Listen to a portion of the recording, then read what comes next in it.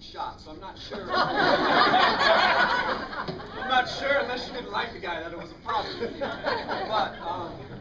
But the idea, if we were to kind of transfer that, what if our current students in a couple of years were asked that same question? What is the positive thing that they would say about Arvada High School? And we are up here. Let me introduce our kind of starting panel here.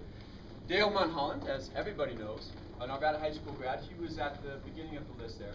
And we kind of have selected the three of us to talk because we represent kind of three phases of Arvada High School itself. Dale is kind of the old school, right? Not that he's old, but he knows Arvada High School as a much different place. And he's seen all of the changes from when he was a student to what it is now and all of that. Me, I'm kind of the transitionary phase. I was thinking about it, and I was doing the math before I was getting ready to talk, and this is my 12th year at Arvada High School. And I'm like, holy smokes. And in 12 years, I've been to 18 principals, no. but it kind of felt like it was 17.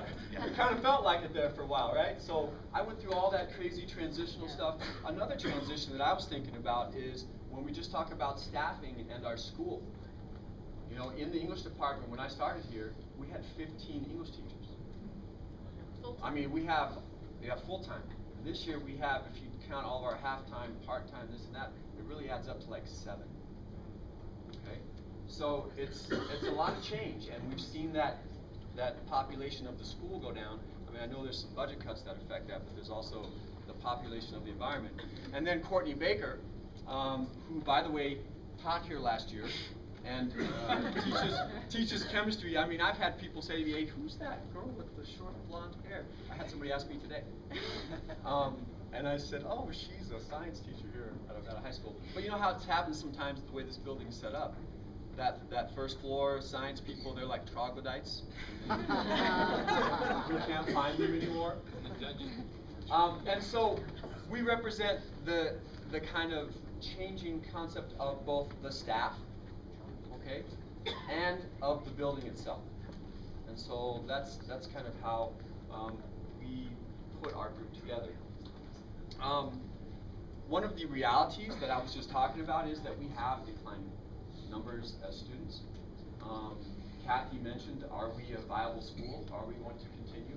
And I believe that we are, but I think also we can't just sit there and say, we're Arvada High School, we've been here for 100 years, so we're just going to continue to be. The numbers that I heard, and I know that there are different ways to look at these numbers, but there are somewhere around the number of 200 freshmen who could attend Arvada High School this year because that's their articulation area, who are not. And they are open enrolling to other places. Imagine if we had 200 more freshmen, and 200 more sophomores, and 200 more juniors, etc. Now, do we need to recruit another 800 people? No. But do we need to think about what we're doing as a building so that we can move forward? Does our current mission and vision fit what we need to be doing? And how do we identify ourselves and make it something that is positive for us and most importantly for our clientele? And so one of the things that we looked at was schools aren't businesses, but in some ways we have to borrow and operate the way that businesses do, especially in current times. You know, we don't just get all the kids that live in our area anymore with open enrollment. So we have to do some recruiting and finding of clientele and defining what we are as a business. All right? So we're going to talk about 3 business models that have adapted or not adapted to the changing environment that they were in. And I'm starting with Kodak, and that's why the picture is up just of the Kodak symbol over there. The Kodak company, well, you all know the logo, owned film. They had, remember when we used to drive through, drop off your pictures, come back 2 days later and pick them up and that whole thing? Kodak thought that was going to happen forever. In 1975, Kodak invented the first digital camera. And they shelved it. They said, no one's ever going to go to that. People like pictures that you can hold. People like taking things through and doing. I was asking Karen a question earlier. how do you develop your pictures? She's like, because she owns a photography company. She's like, well, I send them. Everything's digital. So that whole, the Kodak Instamatic and that whole piece, and Kodak never caught on. Their sales started plummeting in the late 1900s, early 20th or 21st century, in the early 2000s. The first thing they did, their CEO did, was say, well, September 11th really affected. He did. This is in the public records.